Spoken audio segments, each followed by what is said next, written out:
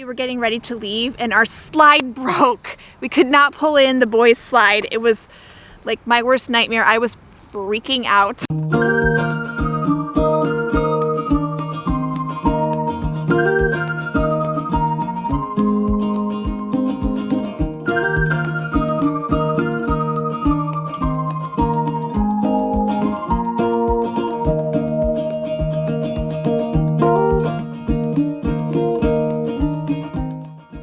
Here on this Rails to Trails trail in Ording, Yeah. right? Ording, Washington. It's really pretty. We really wanted to go hike the PCT today.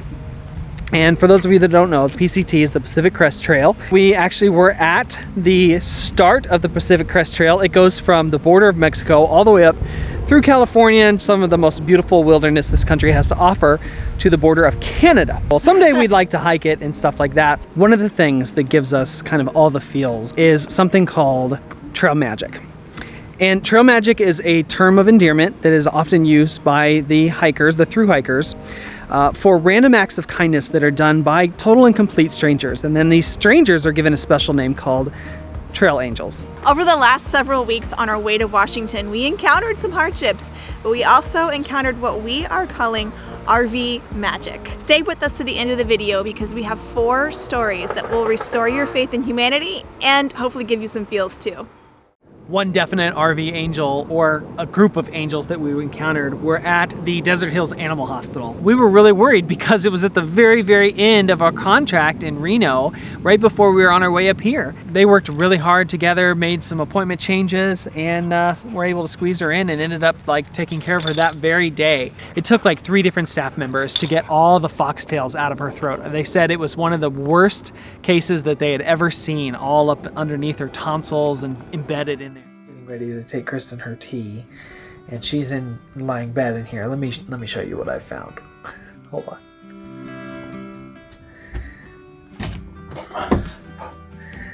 Our beloved fur baby does not feel well. It's getting all the spoils. I get yelled at for letting the dog up on the bed, and this is what I find. Ridiculous. That's my spot, Smooch. It's just keeping it warm for you. Yeah. Listen to her. Cinder. She's like shaking. Don't let him fool you.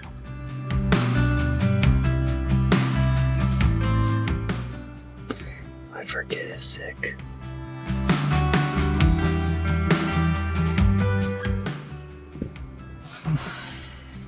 Cinder, feel better. Cinder's been having a hard time with something in her throat. She can't swallow very well. So we're going to take her to the vet today. Follow us on Instagram. You might have seen our little story about Cinder. She had an upset stomach, went outside, ate a bunch of grass. This grass around here is foxtail, and they're little sharp barbs. And what happened was she kept coming out here and eating grass, and I just let her eat the grass, and she would act like she was gonna throw up, so I'd let her back outside. She'd eat more grass. I kept thinking she was gonna puke it up, and eventually she wouldn't eat very well, and we ended up having to take her into the animal hospital.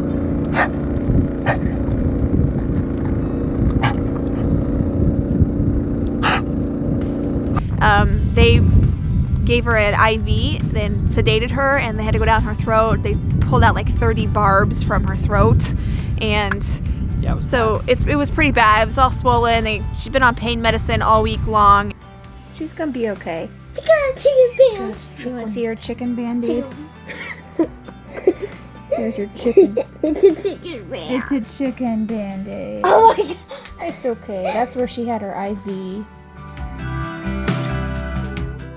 Is that really Sandra? Yeah.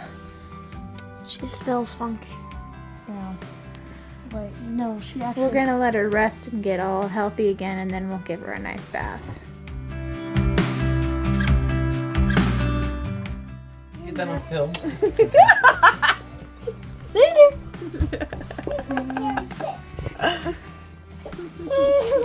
Cinder's feeling better.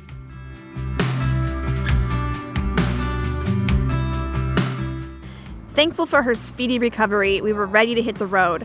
After lava beds and Crater Lake, check out our volcano episode. We made our way toward Ashland, Oregon to visit my cousin and family.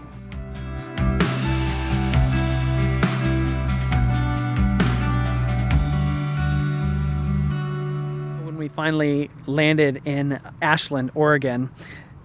We didn't really land anywhere because it was this huge fiasco of where we were going to stay. So we're on this Forest Service road outside of Ashland, Oregon. However, we've been driving for quite some time up this narrow road with the hope that at the end we're going to get to a clearing, which freecampsites.net says we should reach. At this point, we are just 3 miles from the destination that we were looking to go to, but GPS still says it's another 15 minutes with all the windingness, and it's very, very steep and wet. And while the boys would really love to stay in the jungle, I need internet tonight. I've got some stuff to post, and I need to be in contact with my cousin to know where to meet them tomorrow. So unfortunately, we have to turn back, and we won't be boondocking in the wilderness tonight. I didn't catch that. What'd you say? One little road there with 2 streets, but there's another road coming up on the map in a minute. I think I can turn around at. Okay. So we already turned down a road we tried to back into a road and we hit our jacks. It was just, the road like went up, and so when we tried to back into it, we just hit the jacks. And I'm hoping that we didn't break it because one of them looks like it's kind of hanging a little precariously. It was about 8 o'clock when we got down from the mountain there. And since that time, we have been trying to find a place to stay. A normal person would probably just book an RV site. We thought, nah, we'll just go stay in a Walmart because it doesn't make sense to spend $30 to like pull in, sleep, and leave. You know, we got to Walmart, and we generally, when we boondock in a like a Walmart site or something like that, we'll go inside the store, we'll buy something, and just ask a manager just to make sure. And they were like, no, you can't stay here. There's a city ordinance. We have been driving around all over the place in Medford trying to find a place to park because the city of Medford, Oregon has a ordinance in place that you cannot park in any kind of parking lot anywhere in the city. And long story short, we have landed in the Petro truck stop parking lot. It's kind of hot and humid here. The battery's low. We ran out of water. All in all this stuff kept happening. But we're fortunate we found a place to sleep, and that's all we're doing tonight. It is 11:36. I am just eating dinner. So when we got here, there's signs that say RV parking at this hotel. So I pulled in and went inside, and they actually closed at 11, which thankfully we got there right before 11. And the lady at the desk was so super friendly. She's like, I'm sorry, we only have 1 RV spot left. It's a pull-through with full hookups, 50 amp, it's $53. And I'm like, ugh. And I don't know if she thought, like she heard that, and I don't know if she thought that we're like homeless or something. I'm not really sure. Or that I needed a shower really bad because she just felt me. She just knew me. She hands me this card and she's like, you know, you can just drive your van around the back and use our shower house. Here's the code for the shower house and laundry and all that stuff. You're welcome to use it. And here's a 20% off coupon for the cafe next door and all this stuff. And I was like, oh my gosh, thank you so much. Gave you the Wi-Fi password too, didn't you? Oh yes, and the Wi-Fi password. Yeah. Very kind of her to give us all the amenities of the RV park without actually staying in the RV park. Yeah. It's like if you're a thru hiker and there's like trail angels, this is like a road angel. Good morning. It's about 8 o'clock in the morning and John has taken the boys over to the shower house at the RV park next door. That lady had no idea how much like she was blessing our family. We're here in Ashland, Oregon, and I have a cousin here, Travis and Yvette, his wife. They have 2 kiddos, and they are similar in age to our kids, and they're having so much fun playing. The kids are in like splash pad heaven. We are very happy to be here and exploring beautiful Oregon. Imagine a perfect day. You're so strong. Absolutely flawless. We do a lot of cool things, especially during Christmas time. Oh yeah. And then Kristen lives in Kansas. We lived in Texas. And sometimes Kristen would come down to Texas and we'd all have a big family gathering. And Grandma Teese would be there to bring us all together and she'd make us really good food. Yes. Yeah. Aww. So, I wish I could stay right here and never leave.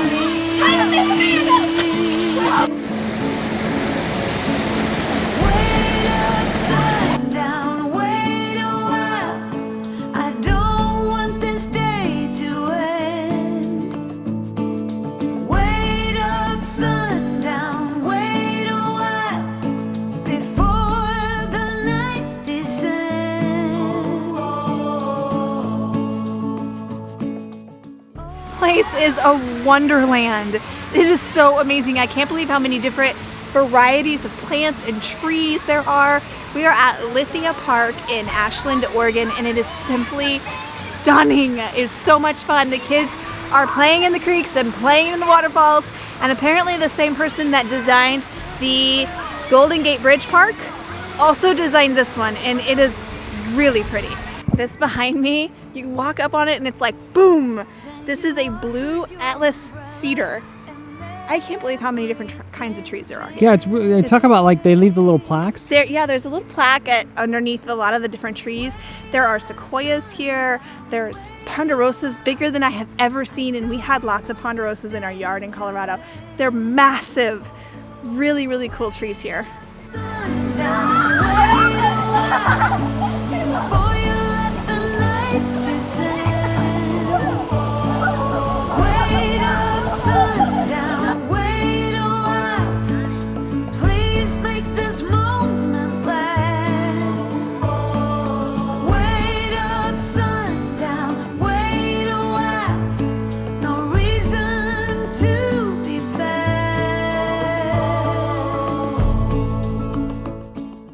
The one night that we stayed in an RV park along the Oregon coast, we stayed at this place called Big Spruce RV Park near Tillamook, and it was the kind of place where it had this super friendly community and it was totally cultivated by the owners, kind of a mom and pop feel. It was right at 11 o'clock because we pushed it to the last minute when we were getting ready to check out, and they were so nice and helpful, and it's fine, take your time. Do you need any parts? Do you need some tools? And they ended up giving me, he gave me like parts that I needed to fix it. Yeah, he ended up giving us a part that we needed to fix it. We're getting ready to leave out of this nice little RV park and everything, and we've got power to the big slide, but nothing to the back, what we call the kids slide. I'm just gonna pull the back of this off and see if some wires are disconnected. Do you see how calm and collected he is? It's like it's fine. Everything looks good. It's not the switch. It has something to do with the wires where there's a fuse or something. In order to get to the manual slide, we have to take a piece of trim off. And when we were doing our remodel, you'll remember that we caulked all of our slide stuff because we wanted it to look nice and polished and finished. I wood glued this piece on because it had fallen off so many times. I had no idea that this was like an access thing.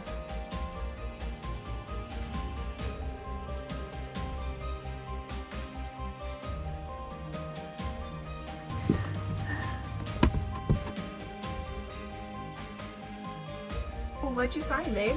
Well, this little wire just kind of slipped out. These are crimp wires. This is the broken connection.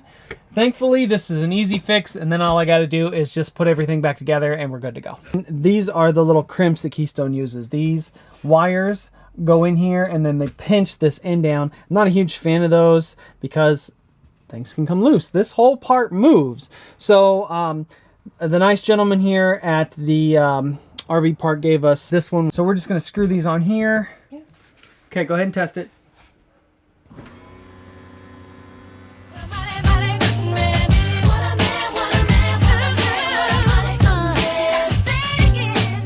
My super handy hubs fixed it all by himself, and we were able to be on our way, and we didn't miss anything. And how lucky are we that the timing happened when we were staying at an RV park, the one time we stayed in an RV park, and that the owners were super friendly and helpful. It's magic.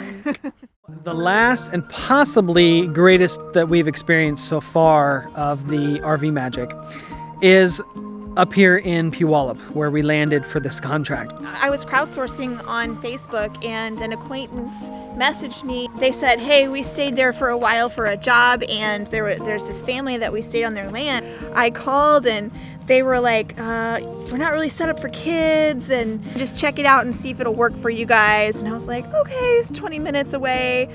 I was like, sure, we'll check it out. And then I got there and I was like, oh my gosh. This is like an answer to prayer. It really is kind of like an answered prayer. Super great family, a lot of hospitality. They have like a giant ice maker that they've given us ice from. They've given us like fresh like salmon. You know, I mean, Yeah. it's pretty amazing. Everything's pretty amazing. They're just really kind people, and it can be kind of scary when you are like contacting random strangers and asking if you could come stay on their land. Like Yeah. that's a little scary. I mean, to be honest, my mom was like, are these good people? We are just super fortunate to have met them. We are not going to release their names or give their information out to anybody just to protect their privacy. We did hear about them word of mouth. It's not like advertised out there, but we really appreciate their hospitality, and so we felt like it was important to mention that there are some really kind people out there. Yeah, the RV magic is a real thing, and we hope to reciprocate it too. Would encourage you guys to be that magic out there too, because maybe you'll meet somebody and it's their first day out, first trip out, and they just need help parking, or maybe it's, you know, somebody needs, I don't know, A little part for their slide. something, who knows, or some salmon, Or some that you've salmon. got left over. Or a big bag of ice. Right. We hope that you're inspired to be someone else's RV angel and spread some RV magic.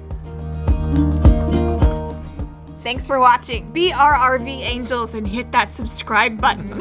Hit the like button too, And guys, like. because that helps out a lot Yeah. too. The notification bell. Yes. Okay, take care. All the things.